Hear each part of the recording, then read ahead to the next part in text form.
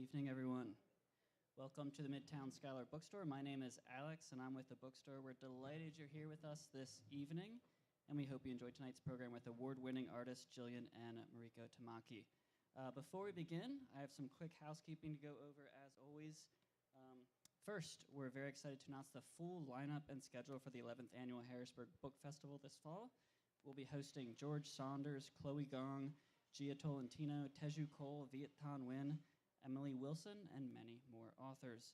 The festival will take place from October 18th to the 22nd, and the website is now live at hbgbookfest.com. Tickets are now on sale to see George Saunders and Gia Tolentino at the Whitaker Center, so please take a flyer as you leave. Stay tuned to our social media pages and website, mark your calendars, and we hope to see you again this October. Lastly, we encourage you to come away with a signed copy of Roaming this evening. The authors will be sticking around afterwards for a book signing. A quick reminder that book sales are the bedrock of sustainability for our free author events, and every purchase helps support the bookstore, our staff, the authors, and the future of our programming. Books are available for purchase up at the cafe. But at this time, it's my honor to introduce our speakers this evening. Our interviewer this evening is Dr. Carrie Sharon Wright. Dr. Wright is the founding director of the Philadelphia Alumni Writers House and a senior teaching professor in the English department. Her research areas include contemporary poetry, fiction and creative nonfiction, creative writing, and graphic literature. Of course, we have two featured authors tonight. Jillian Tamaki is an illustrator and a comics artist.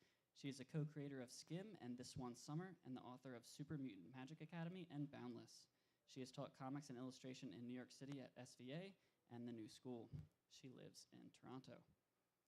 Mariko Tamaki is a New York Times bestselling Canadian writer of comics and prose. She is a co-creator of This One Summer with Jillian Tamaki and Laura Dean Keeps Breaking Up With Me with Rosemary Valerie O'Connell, both of which received Eisner Awards and Prince honors. She also writes superhero stories from Marvel and DC Comics. Mariko lives in Oakland. Just the book we're here for this evening, of course, is called Roaming. I've got to read just one blurb. This one's from Emma Straub, who writes, quote, "Roaming perfectly captures so much of what it feels like to be both fully grown and still becoming who you are. The utterly brilliant Tamakis show the highs and lows of friendship and love and what it means to explore. A beautiful book for any 19-year-old, yes, but also for anyone who was once 19. We're very honored to welcome Jillian and Mariko to Harrisburg. So without further ado, please join me in giving them a warm round of applause.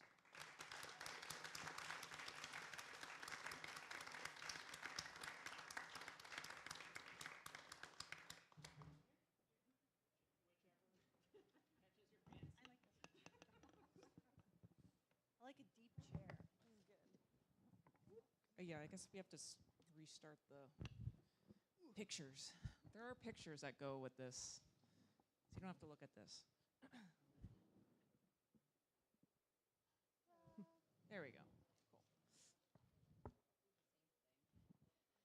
So it's really an honor to be here with you. I'm so excited. We have an audience that includes students from the Philadelphia Alumni Writers House and my class in graphic literature, so I want to give them a shout out and also say hi to everybody else. Hi, students. Hi. Hi. So I brought some props with me.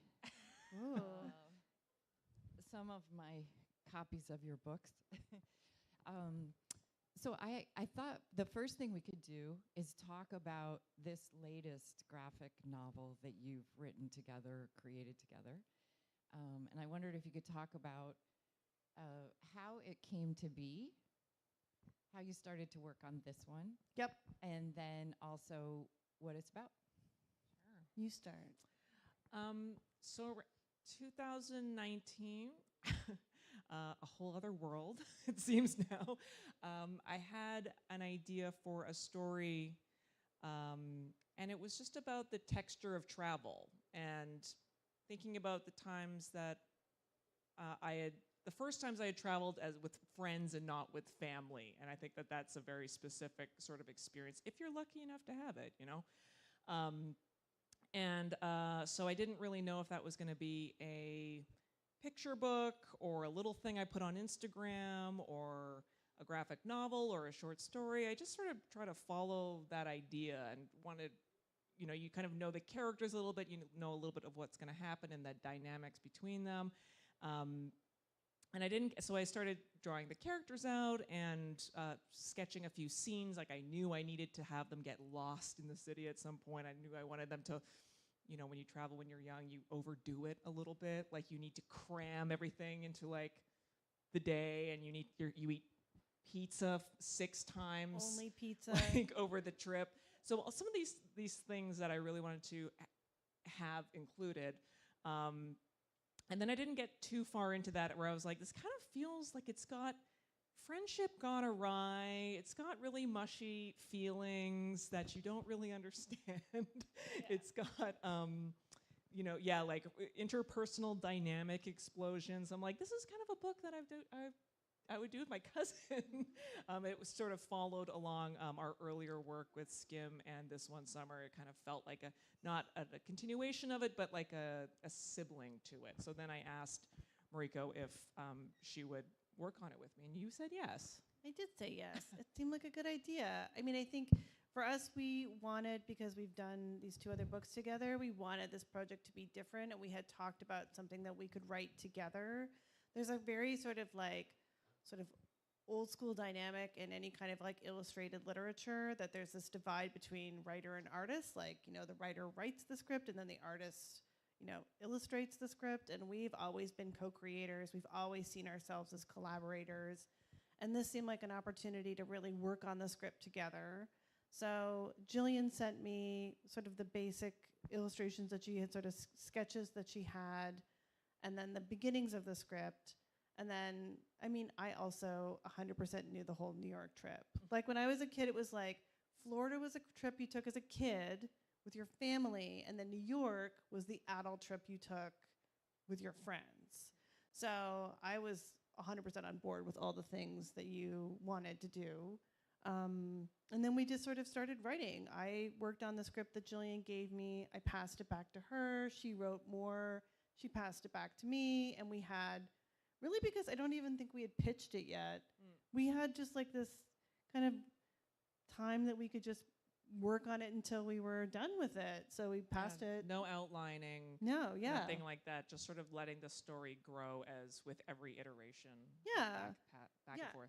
Every iteration, the characters got a little deeper and they got a little more complicated, a little meaner and a little nicer, which was kind of what we were looking for. And then when it was like, oh, this feels done. This is it.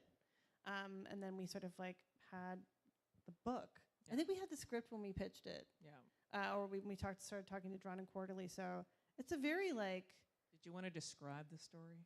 The story. Before we get too far into the nitty gritty. The story is about Zoe and Danny. Zoe and Danny are 2 girls who went to high school together. They were best friends in high school, but they've gone to different universities. So they haven't seen each other, and this is like the trip that they had always planned that they're going to take. Like they knew that they were going to go to New York together at some point. So they're on their what Canadians call Reading Week, which is like this March break that takes place in February for Canadian universities, where you have like a week off. So they're meeting in New York, and then Danny makes the mistake of bringing her new friend Fiona, because she's like, oh, this is my new cool friend. And then Fiona and Zoe, sparks fly. Complications arise. Yeah. And it's like any trip you take when you're 19 with 2 other people, it just like explodes and goes horribly wrong. And then ends, basically. So, I mean, the good thing is we also had like, you know, it's a trip. It's 5 days or 4 days. So we kind of had that structure. Yeah, it is like the highs and lows of agonies and ecstasies of traveling. The agony and the ecstasy. Especially traveling with your friends, because it's one thing to be a friend with somebody. It's another thing to travel with them. Yeah. First thing you learn when you're 18 is that you have your friends, and then you have your friends you can travel with. Yeah, and this book is definitely one of those books that teaches you, if you haven't had that experience, to check under the hood before you go. Yes. Although it wouldn't be a story if they didn't have That's the drama. Thing. You kind of need to throw a little bomb in the middle of it, you know, or else like you just don't have a story. So yeah. So I really enjoyed it, I have to say. I loved the character of Fiona. I also loved having done that same thing of going to New York with my friends when I was in college. I remember vividly the shopping trip. I mean, you do this great montage that is like a movie montage. Yeah, they actually go with huge suitcases only for 5 days. And Zoe, who has just brought a backpack, is like, why did you bring these suitcases? And we're like, oh, they're empty. It's because we're going to shop, like, and they're going to, like, stuff them when we come back. Yeah. It's for, like, coming back. It's Well, not it's for also going. that Canadian thing. If you're like, we're in New York, Like, so they you have buy- stuff we don't have. Yeah, I would always Like buy Uniqlo. yeah, like or like I'd always go to St. Mark's and buy these ridiculous gothy platform shoes that would then like immediately be too painful to walk in, and then like they would just be for show for the rest of your life. And you knew where you got them. Oh, There's yeah. like a special place. People in would be your like, closet "Where'd for you that. get them?" And you'd be like, "Oh, New York. Yeah. I was in New York and I got these shoes." So that was really, it's really helpful to hear you talk about how the book got started. I've been thinking about, because I haven't read Skim, but I've read this one summer. And just to talk about those graphic novels that you've worked on together before maybe we get into what you do separately. The other books started a little bit differently, am I right? Was it Mariko who wrote the script first and then sent it? Like the first book, Skim, I think it started as an offer someone made to you? Yes, our first book together. There's this Canadian literary magazine, which is unfortunately no more, called Kiss Machine. It was run by this woman named Emily Poweri. Like tiny little It's- zine. Yeah. Well, I mean, was it? It was like a.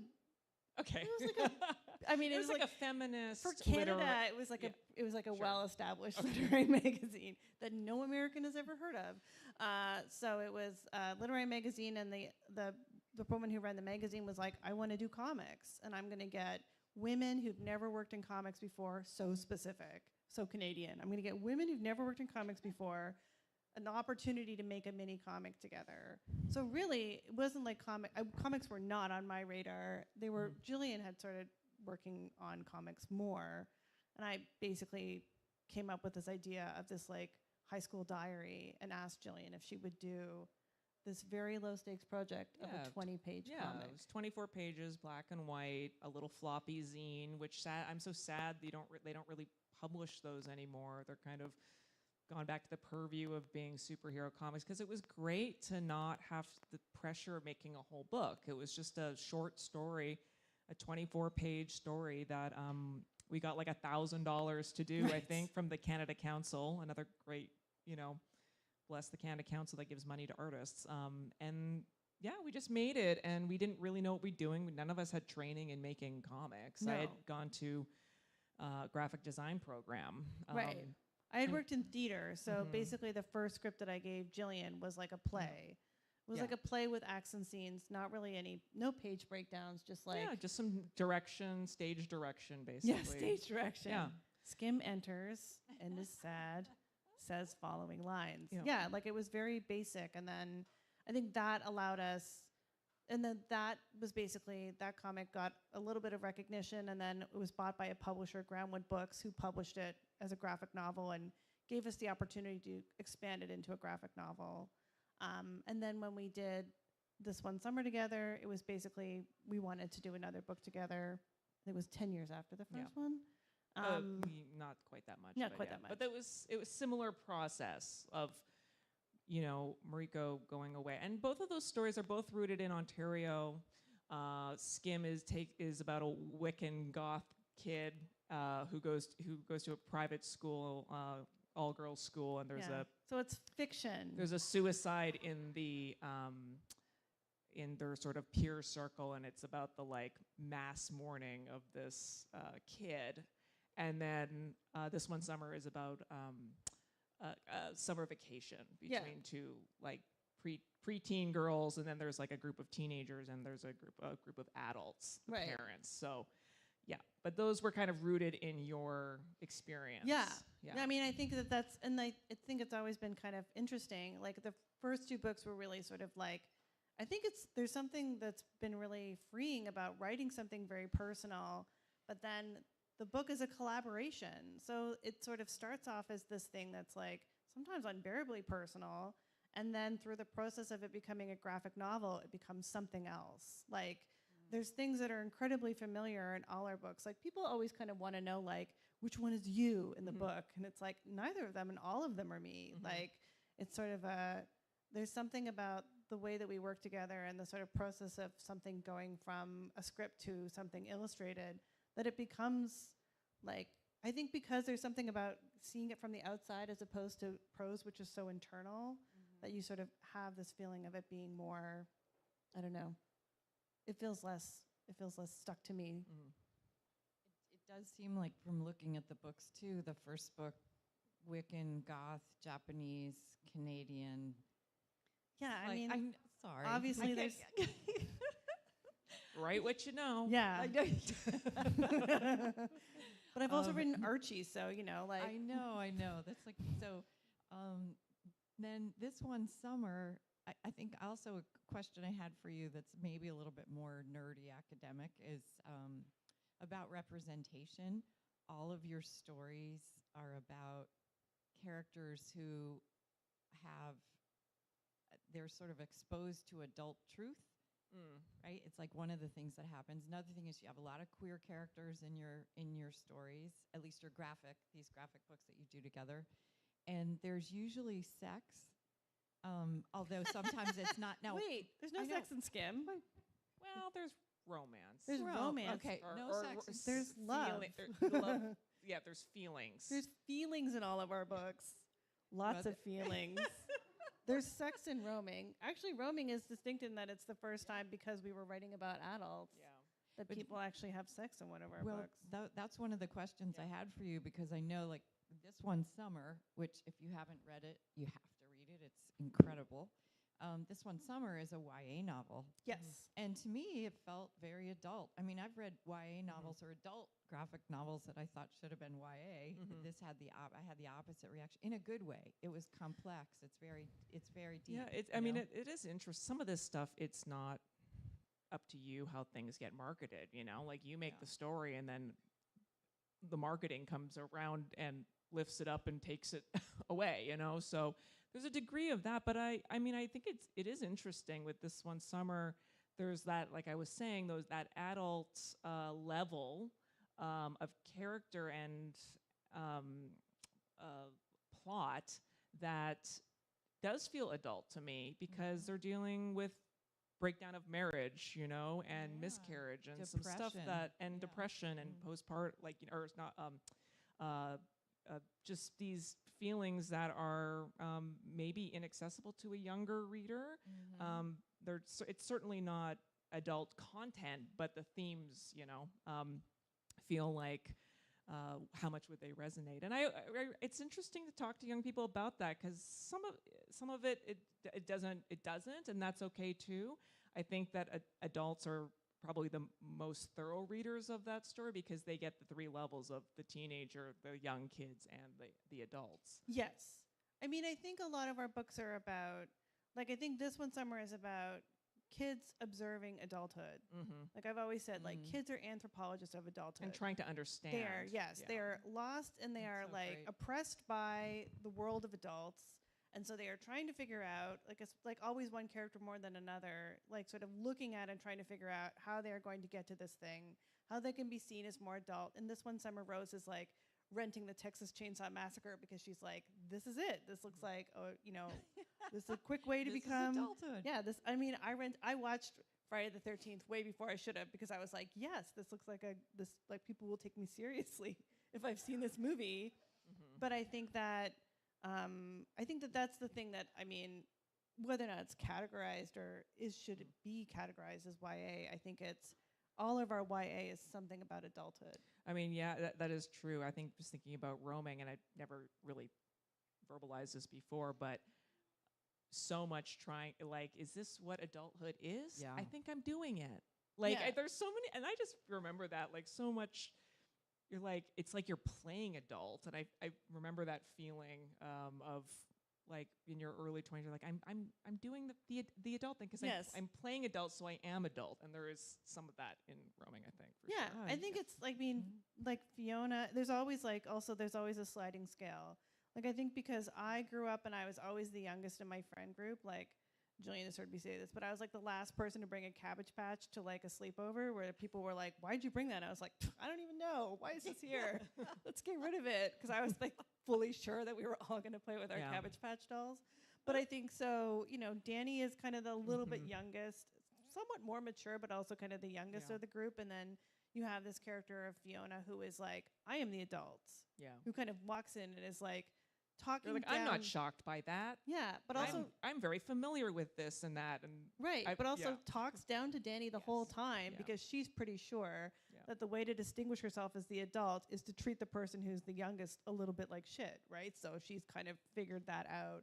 That's her way of, but and then it's like the fallacy of that, right? Like it all kind of falls apart in all of our books at some point. Yeah. Because it's the performativity of it all. Yeah, I mean, that's one of the things I love about roaming is when you realize that they all realize, oh, shit, like this is what happens when you make adult choices. Yeah. Yes. And Yeah. we're in the world now. Like, I feel like our Yeah. other two books were contained, right? You're contained within the box of high school, and that's a controlled environment that you maybe buck up against and you push up against. And then you have this one summer where you're with your parents, you're in a town, there's boundaries to your cottage, and there's a little leash around your cottage and your family. And then this is kind of the flip of that, of like they are out in the world, and they are like, they actually lose each other like in the big bad world. And so that was like a different dynamic to environment. And I think environment plays a big part of our Yeah. books. It's too. a character, like Yeah. that sort of world of high It's a school. relationship. Yeah. Yeah. I mean, that's why someone was talking to us yesterday about the sort of like, because we were in New York, and so they wanted to talk about the New Yorkers in the book, obviously. But that kind of character of the New Yorkers, Yeah. like New York is a character in this book. And the way that New York is like kind of inviting and also like very holding back, like, And ready to gyp you, too, I think. well, or rip you off. Yes. I Yeah, mean, rip- I think in a that l- there's like an element of New York that's like, I don't know. Yeah. You're like, hey, what about this? And they're like, no idea, which is sort of flabbergasting. Yeah. So another question I have for you, and then we are going to give time for the audience to ask questions. So I don't think I'm at the stage where I'm No, hogging it, good. but No, we're good. okay, good. Another question I have for you is about your other work. So Jillian also has published a collection, and maybe there are two of these now actually, but this collection, Boundless, is short graphic stories. And it's interesting for me to read them because some of them they remind me of Michael DeForge. Is that his name? Or I mean, that's my boyfriend, so there might be a relationship there. But we're coming a from bit gobsmacked. Yeah. I'm sorry, but those of us who I read think Michael Jillian has DeForge, been a huge influence on Michael DeForge, to be real. So, Well, we that's come what's from a interesting. I think I need to just lie down for a Yeah. second. Sorry. I mean, we come from we're from the same community, of comics creators in Toronto. We're all sharing each other's influences, and we come from a similar place, and we talk about our work together, and we have similar influences as well. I mean, that's why it is incredible to be published by Drawn and Quarterly, as Michael is too, because those are the books that taught me how to cartoon. I really didn't have any training, as a cartoonist. I had graphic design training and illustration training, like I was saying. So when I decided to make comics when I was 24, which I know sounds, it's awful, but that sounds late to us now. I was just going to say that sounds late now. Which I is know, weird. because people are just like, if I'm washed up, I'm 18 and I don't Yeah. have a book deal. Like, it's like I'm a there's such veteran a in this there's such business. a pressure, I feel like, to accomplish very, very young. I started, I graduated college and was like, I want to start making art. How do I do that? What do I know? Well, I know how to draw, and I kind of know how to write. I guess I've always liked writing comics. Easy, cheap. You just have to go down to the Xerox, the Staples, and make Xeroxes. But how to do that?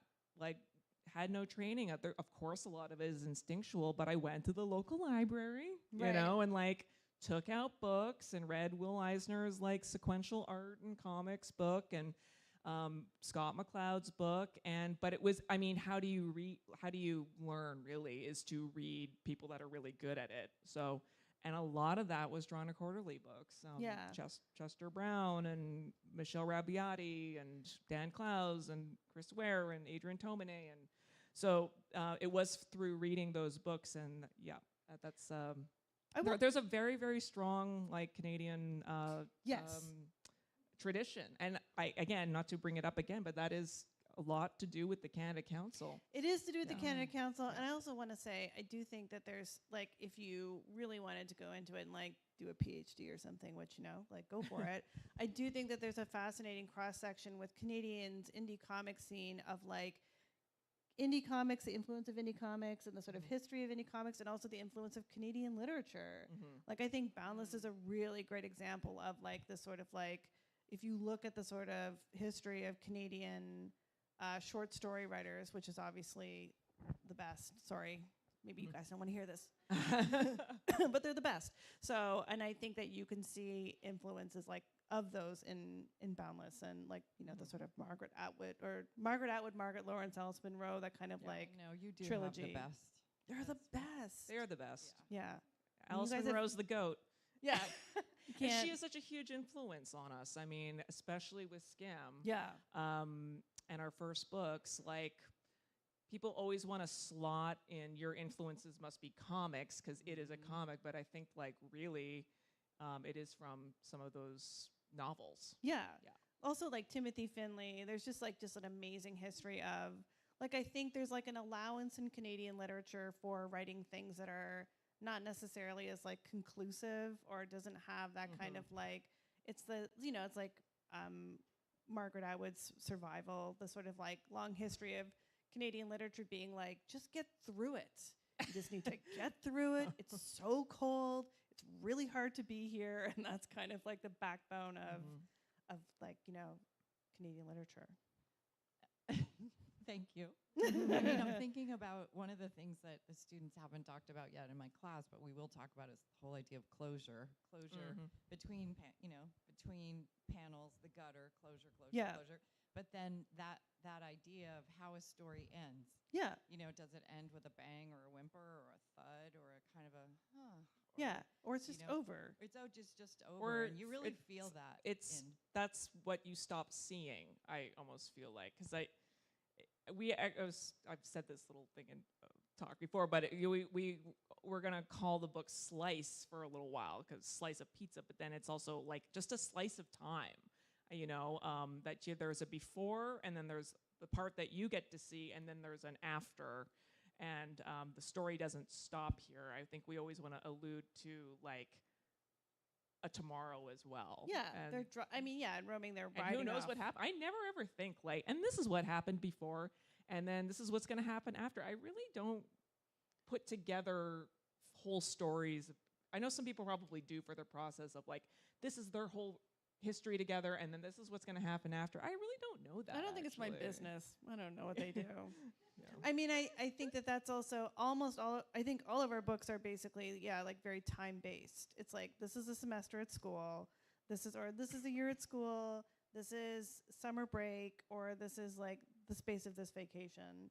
So there's a very clear beginning and end, but it's not necessarily like, is the story over? Are there some conclusions? Absolutely, there are. I think in Roaming, we certainly, there's like a final conversation where one character gets to say their piece, but it's not necessarily like, the end. Maybe that is like another Canadian thing of like, there's no redemption. There's just moments of grace.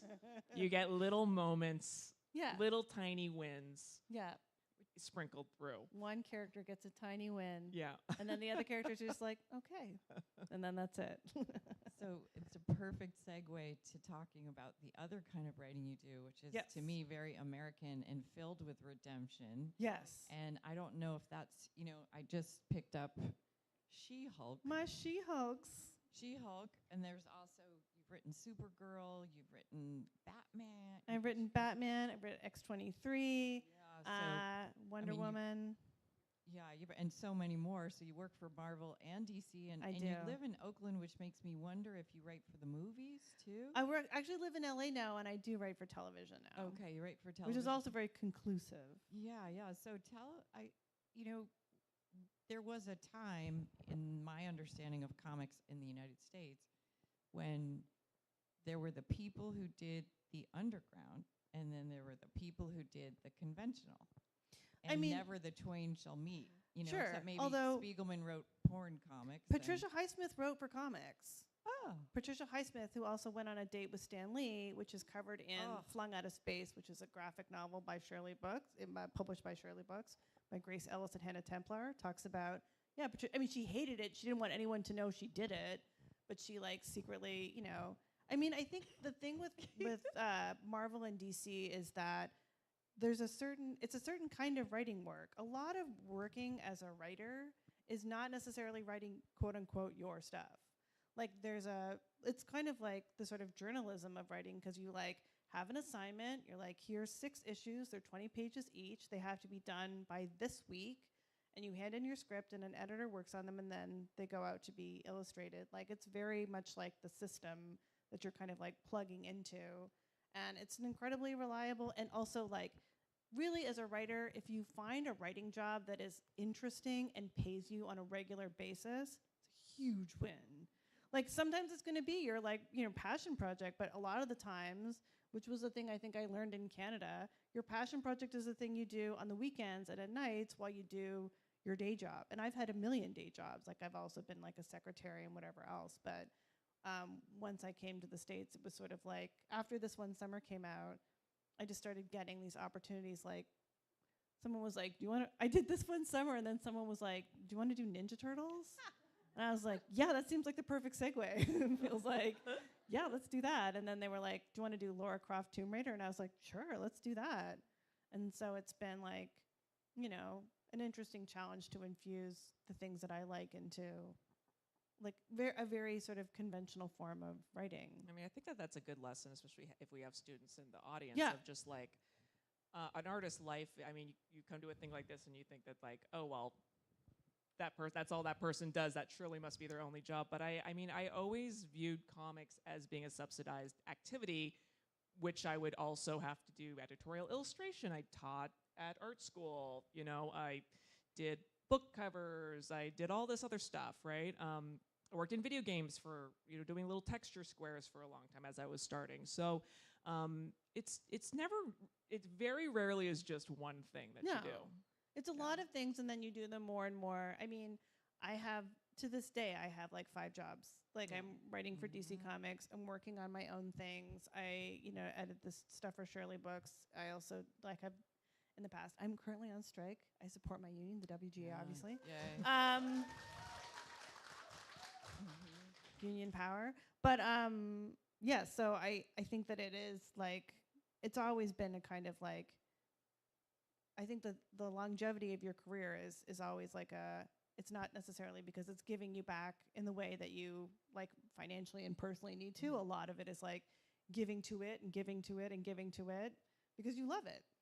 And I mean, again, I'm going on a tangent here a little bit, but if you work in media and entertainment, like, platforms, formats rise and fall. Like, I mean, I graduated college 2003, and in that time, I used to work a lot for magazines. Those magazines do not exist anymore. Worked for alt weeklies. That's how I got started, and those alt weeklies do not exist anymore. Right.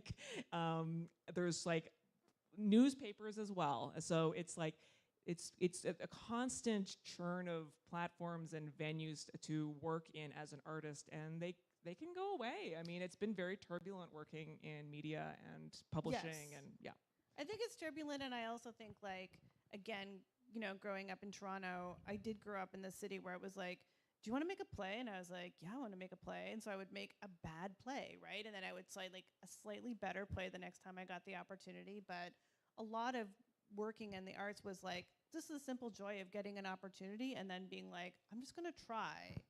And, like, failing and then, like, trying again and failing slightly less every time. So I do think that it's you know, it's like a fascinating life, and if it's the thing you have a want to do, you don't really have any other choice. Yeah. Like, I'm not gonna stop writing ever. I once gave away my computer because I was like, I am not gonna write. I'm not gonna be a writer. Gave away my computer, and then 2 weeks later, my friend gave me a typewriter, and I was like, oh, thank God. And then I was like typing, and then that sucked, so I got like a computer again. But yeah, it's like, it's not really a choice. Could you tell us a little bit about the Canadian Council too? Because I think the Canadian Arts Council, because I think one of the things that maybe drives younger people in the United States to feel like they've got to figure it out right away, and they have to make it, and they got to be like, they want to be Shonda Rhimes, or they want to be, you know, like they identify themselves as like, I'm going to be that person, is because we do not have that kind of system at all. Very different So, system. yeah, I mean, it's like if I were rich, that's what I would create. I've decided, you know. I mean, For sure. growing up in Ontario, there was this thing called the Works in Progress Grant, it's the Ontario Arts Council. Amazing. And you would basically send 20 pages to individual publishers would be given money to give to authors that they thought had a worthwhile project. So it was a way to introduce yourself to the publisher and be a way for that publisher to support, like, maybe your novel's not ready, but like maybe we can give you $5,000. It was anywhere from like 5 to 20. And let's be very clear, it's not a living. It's not, but it's like a little thing that the government can say, like, we would like you to keep writing this. Yeah, subsistence grants. I mean, you talk about art can be really, you know, up in the air and complex and all this stuff, but in reality, you're a human being that needs to have a, you know, food on. You need to eat food. You need to have shelter. You need to have like a bed to sleep in. To have time. I mean, it's just time to create. So I think sometimes it gets overly complicated. I'm just like, just give people money to like buy the time so they don't have to work like hours and hours and hours, and so that like they have a full-time job and they're too tired to create at the end. Like it's, I mean, it gets very, very complicated. I'm just like, can we just like simplify this and just give people, if you value the arts, just give people money to have the time to create. And that's why I do think Canadians punch above their weight in a literary arts, is because you can apply for subsistence grants and project grants and travel grants, and we're very, very lucky, and I don't think we should take it for granted because we have, you know, people that want to defund all that stuff all the time. But that's the reason why I think Canada is very overrepresented for, you know, having not that many people there. Yeah, I think it and also, all of our projects have been Yes. in part gotten money from because our publishers have. Yes, like through Ontario or Quebec or the Canadian government. Yes, it's true.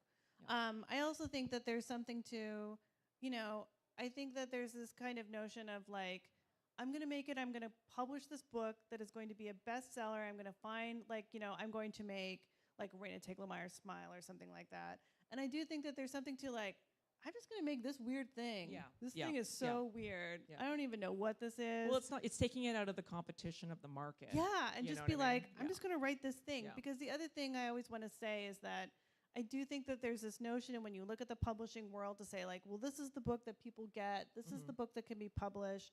And when we made This One Summer, or when we published This One Summer and Skim, like, it wasn't like there was a huge market for that kind of thing. But I think because of this confluence of being in Canada and us not necessarily having a ton of experience, we just made the thing that we really loved, and it was a success, which we're really lucky for. But I also think, like, it's so important to just make the weird thing you really love. Like, there's so much, like, when you have people who have all the confidence in the world, and it's so hard to have that in, like, your weird art thing that you made, but Well, you just don't want the pressure of. Not everybody wants to make the work that is going to sell gangbusters, right? Like, I want to live in a world where somebody can make something really weird and offbeat, and doesn't need to sell 1 million copies and compete in the market, you know, at Barnes and Nobles or something. So that's the world I want to live in. So, yeah.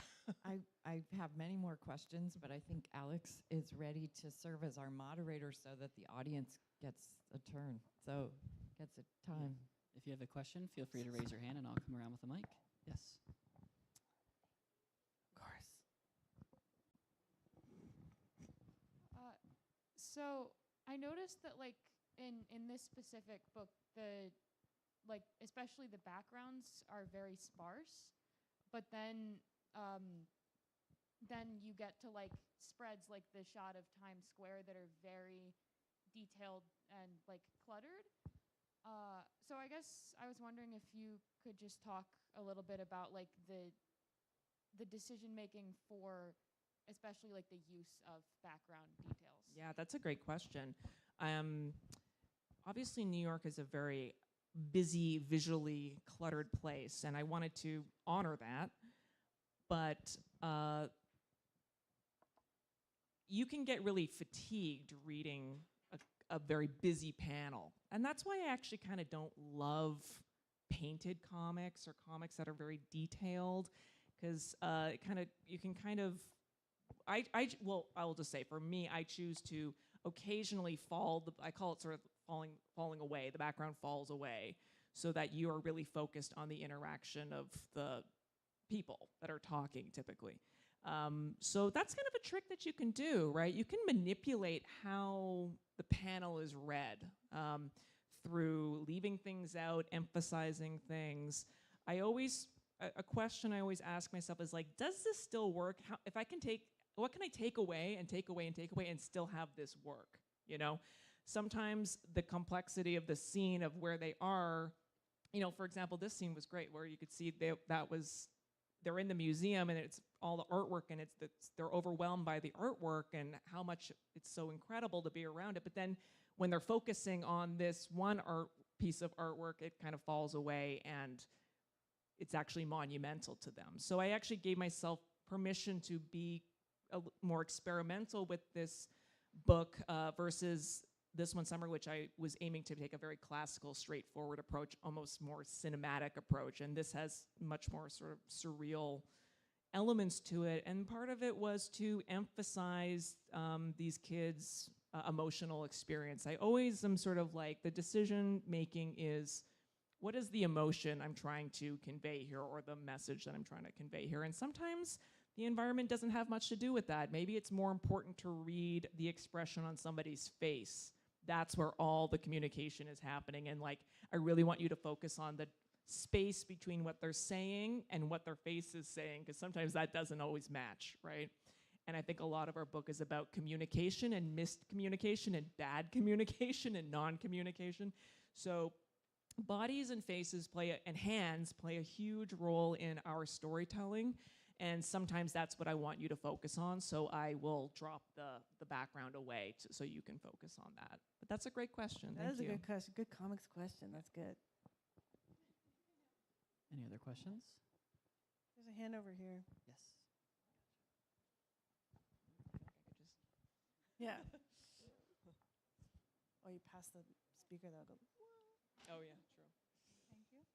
So my question is, how do you decide what the characters are going to be drawn as? Like, does it kind of evolve from their personality, or do they just come to you and be like, this is how I'm going to be drawn, like, this is what I look like and what I want to wear?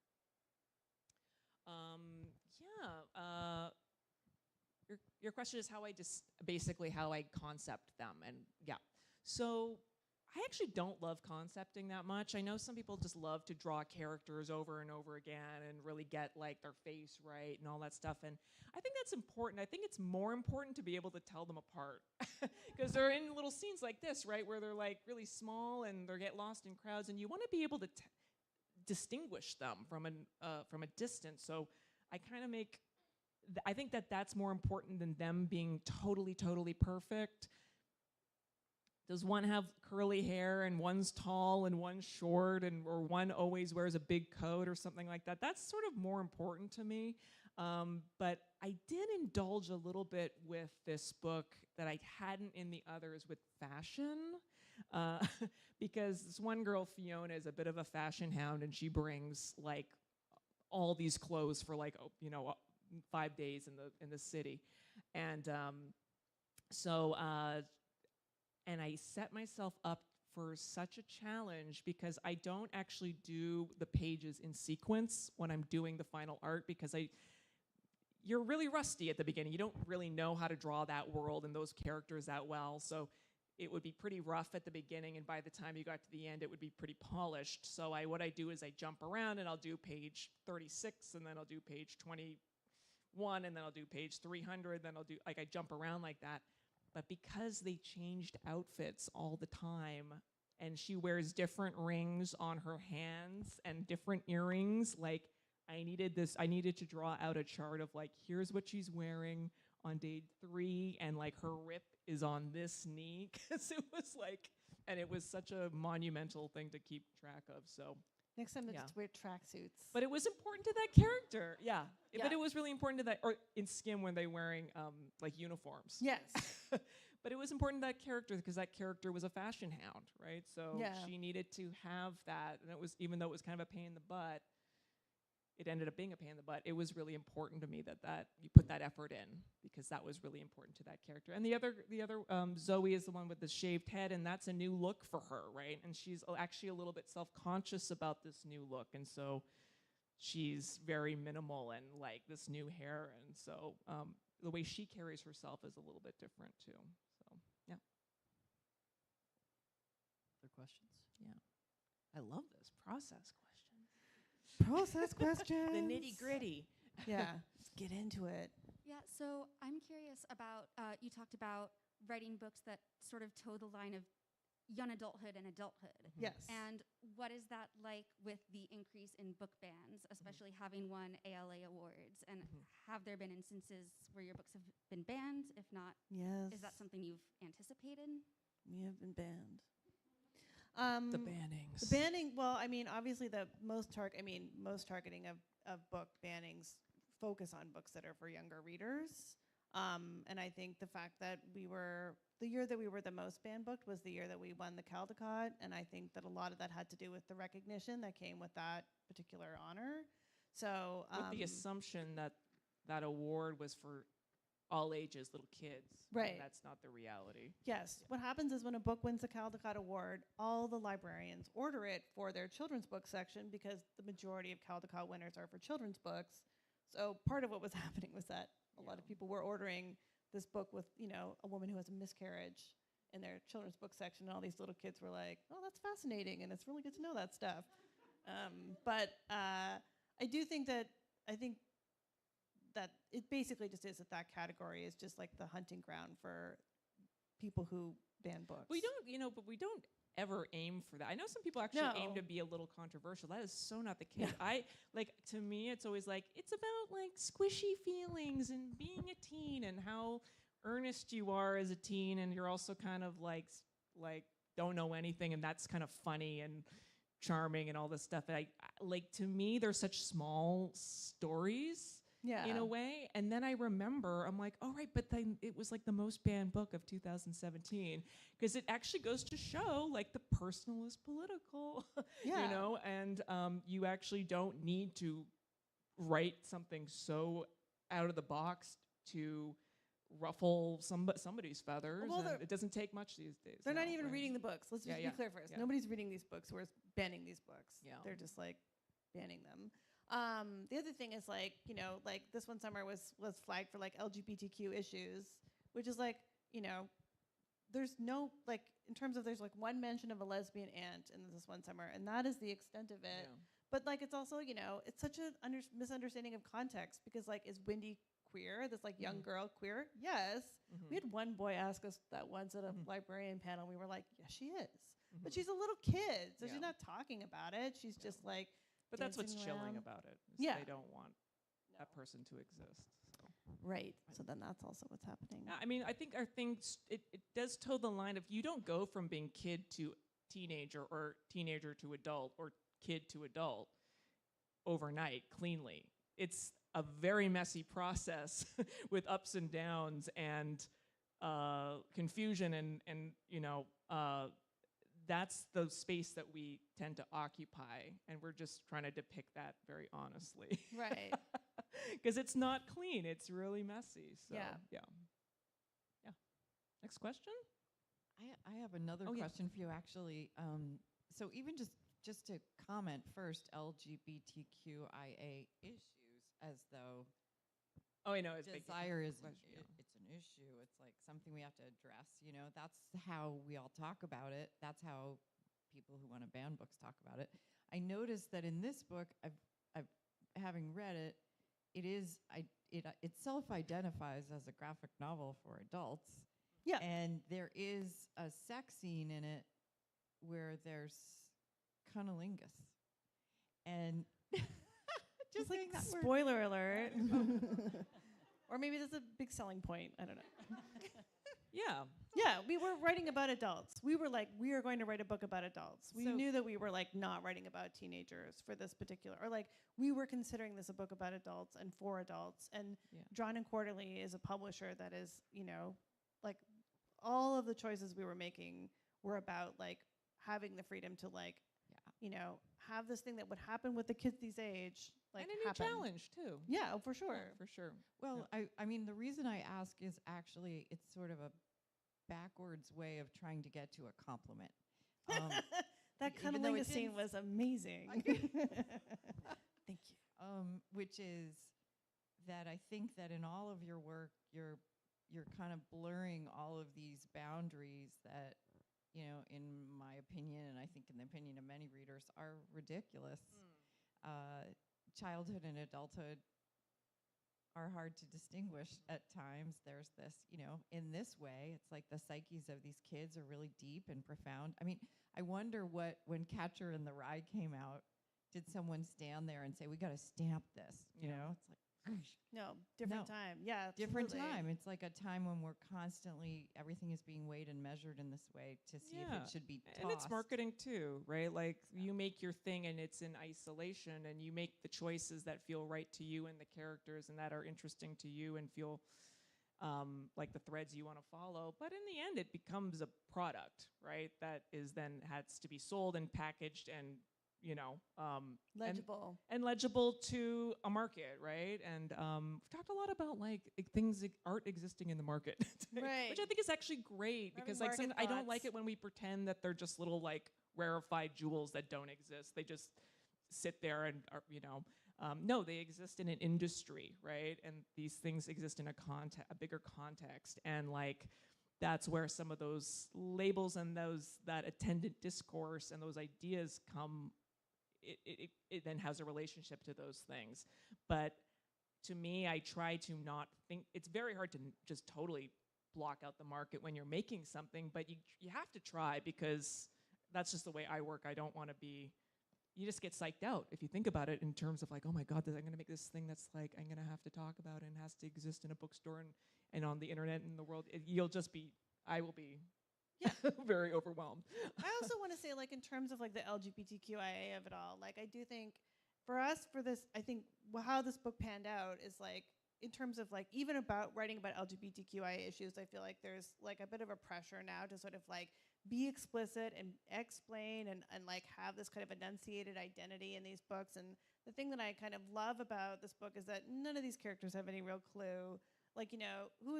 Like, who's identifying as what in this book is very vague. First of all, it's 2009, so it's a slightly different time in terms of how people were declaring and enunciating those things.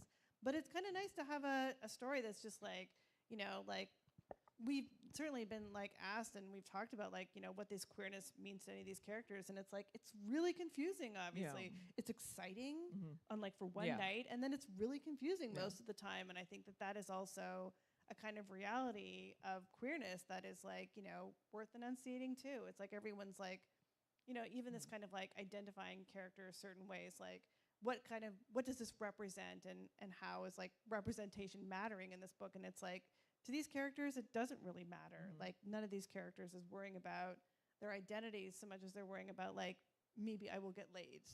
That would be amazing, Then I have to explain it later. Yeah. Shoot. Someone will ask me, but yes. Yeah. You had a We question. have time for one last question over there. You guys are asking good questions, and I just want to say I appreciate it.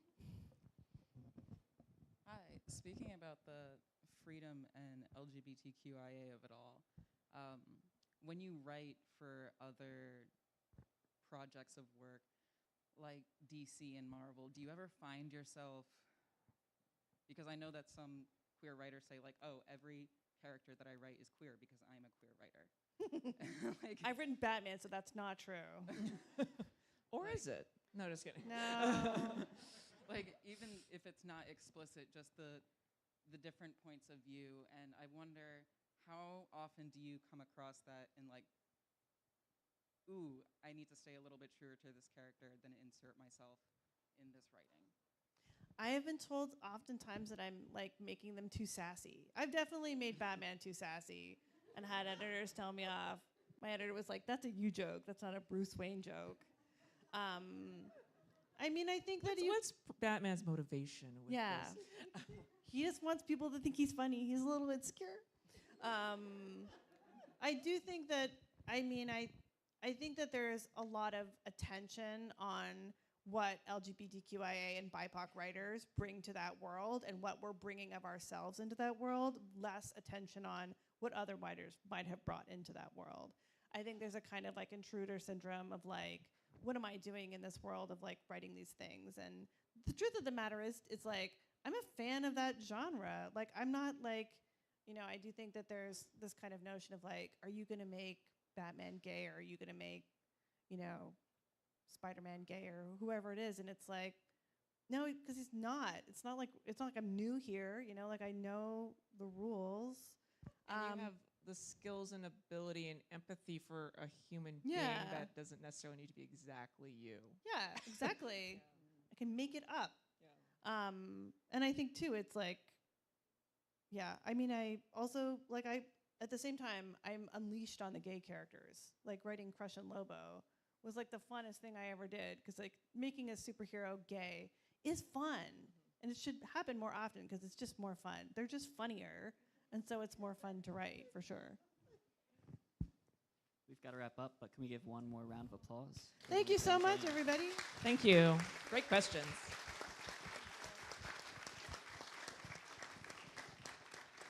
We are going to have a book signing over at this table. We have books for sale up at the cafe counter if you haven't had a chance to get yours yet. Thanks to Carrie. Thank you, Jillian. Thank you, Mariko. Congratulations on your new book, and thanks, everyone, for coming out.